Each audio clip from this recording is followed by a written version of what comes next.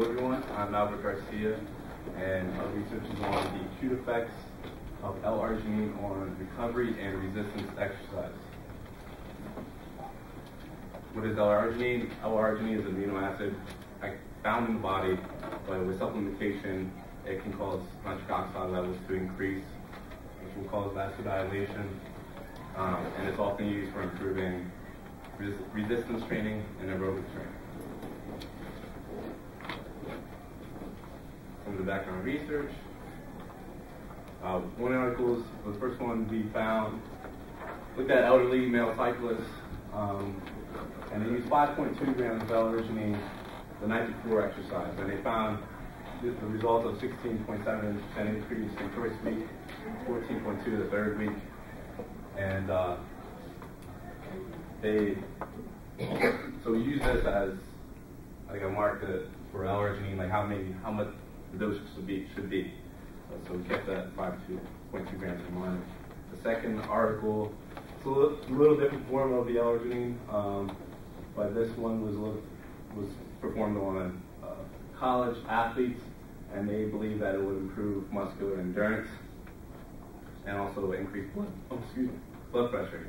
And 3 grams were administered 4 hours before and also 30 minutes before leading up to exercise, which they performed chin-ups, reverse chin-ups, and push-ups.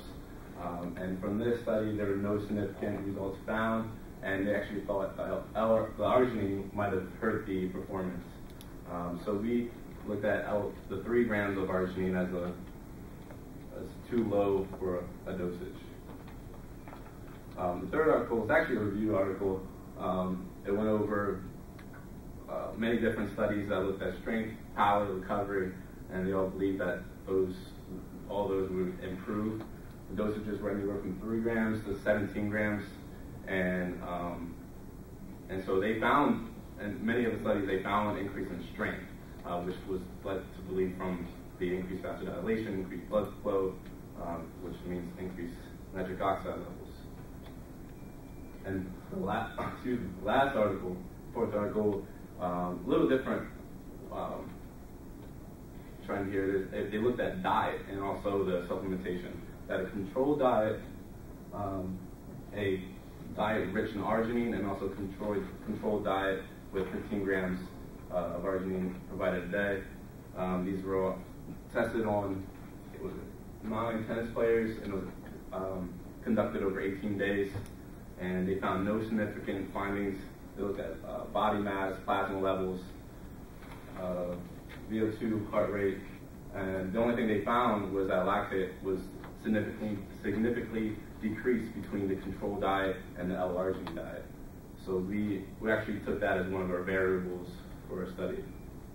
The purpose of our study to test if L-arginine will have an effect on muscle recovery during resistance exercise. We believe that it will improve recovery between sets and also anaerobic performance because of the increase in blood flow through the muscles. Our subjects were 3 males, 3 females.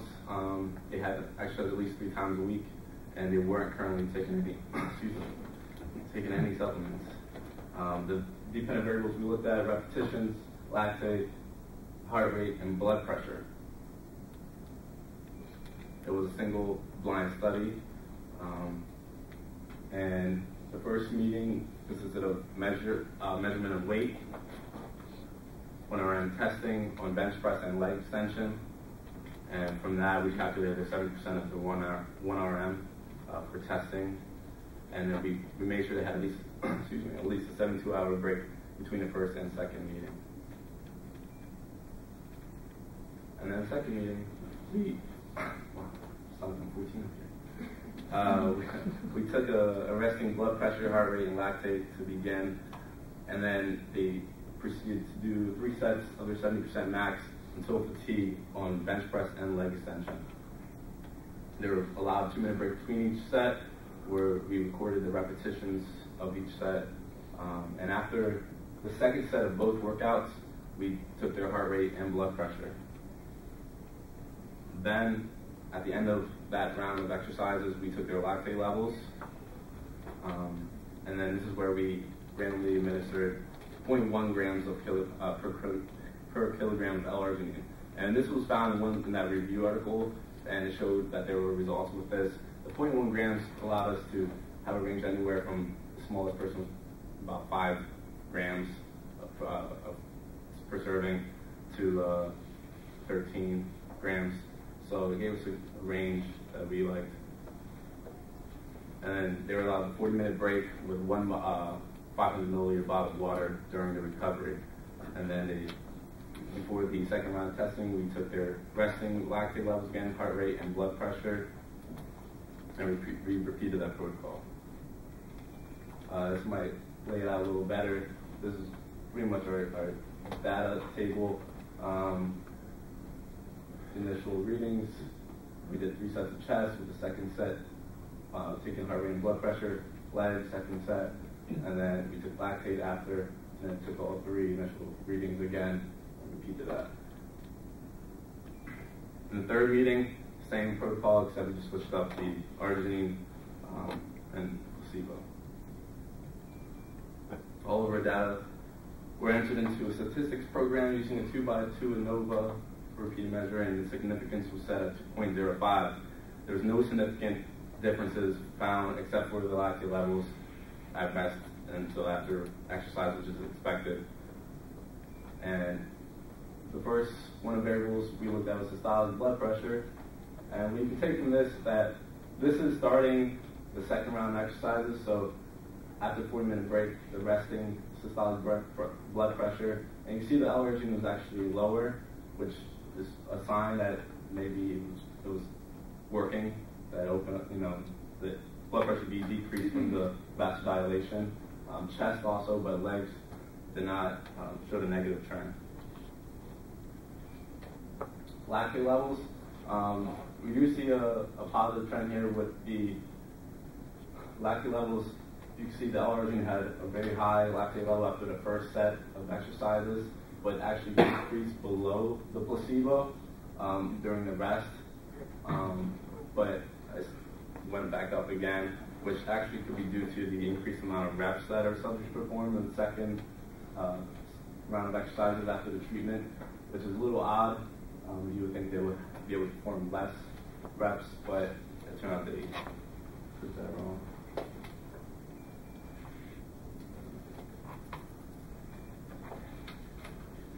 So, once again, we found no significant difference in performance with L-arginine, which disproved our hypothesis, and possibly we could have done 2 things differently: use more subjects, use a variety of dosages, maybe 5, 10, 15 grams of L-arginine, and conducted a longer experiment. Our limitations: lack of experience on the equipment and testing for some individuals, lack of subjects dropping out due to injuries to sport, or not following or no supplement rule, taking supplements with already arginine in it or caffeine. Potential human error: everything was measured by hand, blood pressure and heart rate.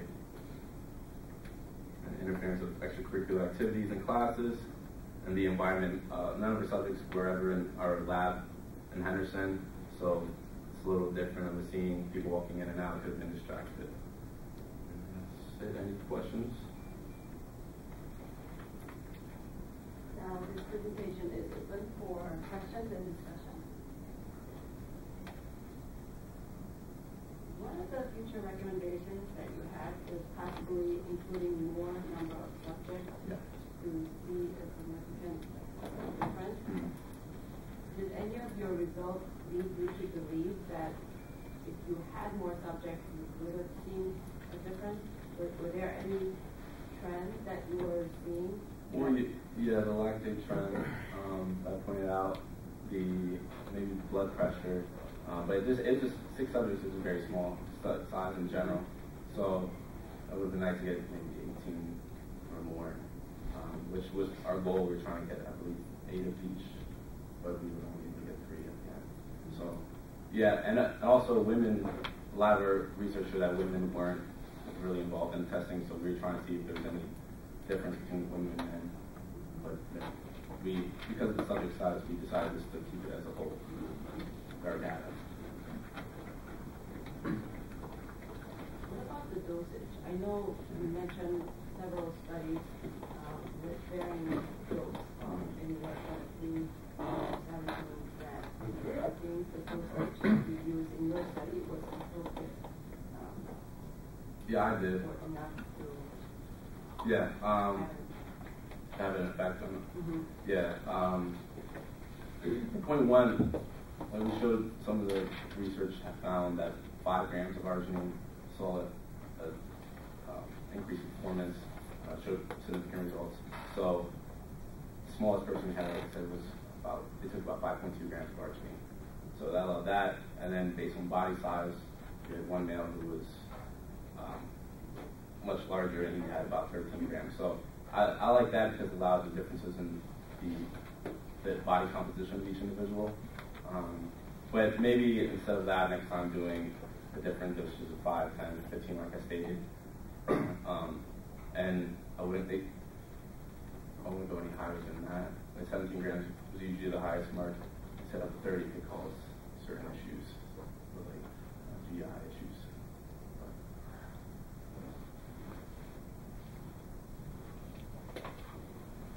Yeah, Albert, in the same kind of area. So you got that from GNCs, or where did you get the arginine? The arginine from GNC. And what's their recommendation for use? Is it based on just so many grams or scoops, or what's their dose?